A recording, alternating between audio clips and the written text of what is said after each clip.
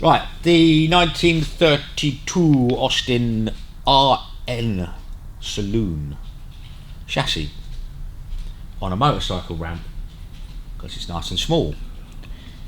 Right, so what Kevin wanted us to do was set all the brakes up, yeah? Yeah. It had 1932 back brakes in it, which are 1.75 inches wide, but in the front it had earlier 1.5 inch wide brakes, or inch wide brakes, or whatever the pissing hell they were. So changed the front brakes to wider ones. The drums were okay.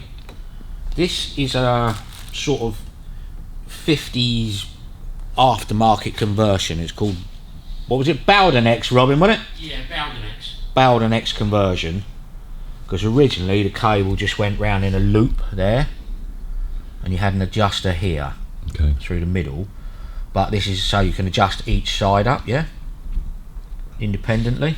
Yeah. These brackets here that were holding the cables were bending, so welded in triangles up under there, so they won't bend now. It's impossible for them to bend, yeah? Yeah. It's not welded to the car, it's still bolted on, but it just braces it all up with triangulation. New felt seals in the front. New paper gaskets. You can't really see them, but they go in between. The hubs are like a 2-part flange, right, with a seal in between them.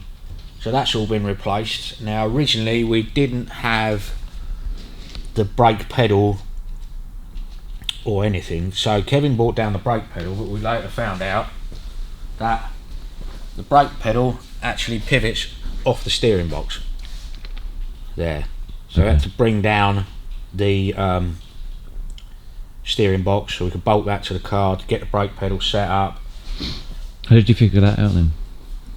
Just guesswork really, because there were 2 holes there, and I thought there was some sort of bracket that held it, but it wasn't. It's this. Yeah, remember you saying before you thought there was a bracket on there. Yeah.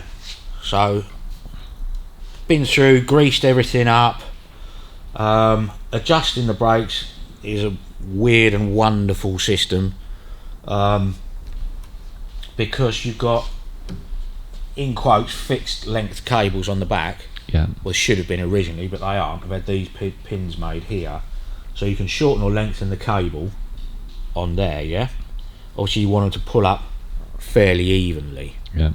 Okay, so you can then adjust with these, your cable adjusters there, for putting tension or not on them. Yeah. So you've got your handbrake then, which operates basically on all wheels. So that's locked up solid, that's locked up solid. Then you've got your brake pedal adjustment, which is on there underneath, and then your 2 cables. Locks the backs up nicely. You've got to give it a good hard press because there's no servos, cables stretch, you know. Yeah. And until everything's bedded in, you'll adjust it one day and it'll move by the next day. You know, you press the, but you've got to give it a good hard press. So everything's working. You want slight rub on these. Had to shim the brake shoes in between here, so they pivot like that, yeah, and literally where the arms come through, it's easy to see on the back ones. See that lever arm there? As you pull the cable, it just pulls that lever arm, yeah? Okay. And that is literally just a round bit of tube with a flat on it. You put a bit of flat in it like that, and it just spreads it as it twists on the arm. Right, yeah, okay. Yeah. Now, to take up the slack between the drum and the shoes, you have to put steel spacers in here. Yeah. So we had to do all that to get them out, otherwise the brakes are totally inoperative. They won't have it. You'd have to pedal through the floor, you know. Okay. So you have to do that first. We had a hell of a job getting the hubs off. Bought a puller for it, but still had to get them red hot, like properly hot with the oxyacetylene to get them off. Yeah, so basically you'll never know.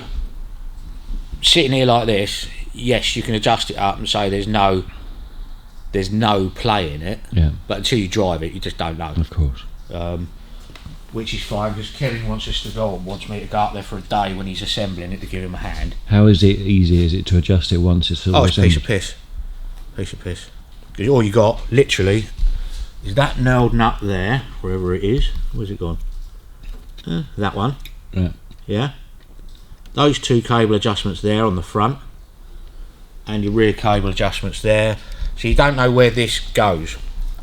Because that pedal should sit against the bulkhead of the car when it's all together. Yeah. So it could be down there, we don't know. But you've got this adjustment here. This one, you just undo those nuts and pull it either way. Will set where your pedal goes. It won't affect the brake action at all. It'll just literally set where the pedal goes. Yeah. But until it's got some weight in it, and it's had something weird and wonderful done to it, because the prop shaft is quite close to the handbrake and stuff, until we get it set up with the engine and gearbox back in it, and then you can work out what's going to hit, possibly what isn't going to hit. Yeah. Like I say, he's bringing the body back soon. Just got to weld that edge of one door. Then it can go down to Bucky's and be painted. Then he's going to take it all back to his house, lay it all out, and he wants a hand assembling it all. It's coming together quite quickly, doesn't it? Yeah, well, he wants it for end of June, I think. So yeah, I mean, this is, in quotes, been restored, but it's painted black. That's it. Or to cover a multitude of sins. Yeah. Yeah, very much so. So what's left on it for you to do? Nothing now. Nothing, that's it. We'll get it down off of here, put the wheels back on it, because when he brings the body back down, he's going to take this with him. Right. That's the general idea, just swap them over, yeah? And then he can get the engine in it, run the exhaust. Well, there isn't really a lot else to go on it, that's it. I've got to touch in a couple of bits where I spray primer. And he's done all the engine rebuild and stuff himself? It's over at Ricardo's, because that's where the kiddie worked who committed suicide. These will have to be reset in positions, but you just undo the nut and spin them around where you want. But all of the front end was really, really loose, not greased up or anything. So it's all been greased up now, so you still got the play in the steering box. You can't do anything about that. Well, you can take the steering box apart, but that's all the slack taken out of it. Everything's been split pinned up apart from the rear hubs, because you've got to torque those nuts down when it's back on its wheels. It's a bit of a challenge, because they don't work. Okay. They're absolute crap to begin with. So this is what you got to remember. You're never going to get like even a 1950s car braking out of it. You're not going to get that. Yeah. It's 1932, and they were terrible when they came out. So they're no better now. So the chassis is nice and solid then? Yeah, there's no rust in it at all. It's got silly little things like, if you look here, I understand money constraints and everything, but he said just do as little as you can. Yeah. But if you look at that bush, see the whole crossbar moving? Oh right, oh god, yeah. So ultimately it's pulling that more than that. So you have to adjust it up on your cables. You can take the whole thing apart and re-bush everything, re-shim everything, but it probably won't be any better at all. You just back off that cable more than that one. Yeah. That's it, you know. Well, this is 1932, Austin, British, and it's sitting on a motorcycle ramp. Yeah. That's a 1930 Hudson. Yeah. No, it's not, it's a Packard. And you will not bend that. You could hit that with a Chieftain tank and you won't bend it. Yeah. This, that's how flexible the chassis is. But, in some ways, they were designed to flex. Okay. But, I mean, it's only bolted on there, there,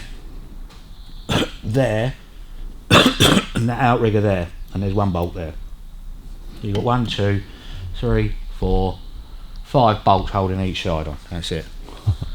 So the whole thing, it made it well stiffen it up, but not by a lot.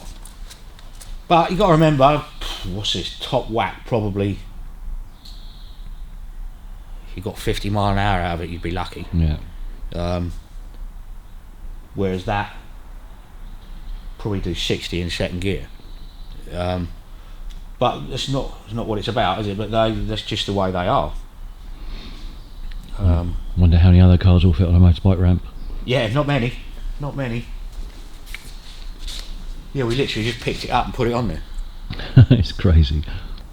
Yeah, so he'll take the chassis back, like I say, get the engine and gearbox in it, get it all started up, I would have thought. And then it's just a matter of plonking the body on and taking it from there.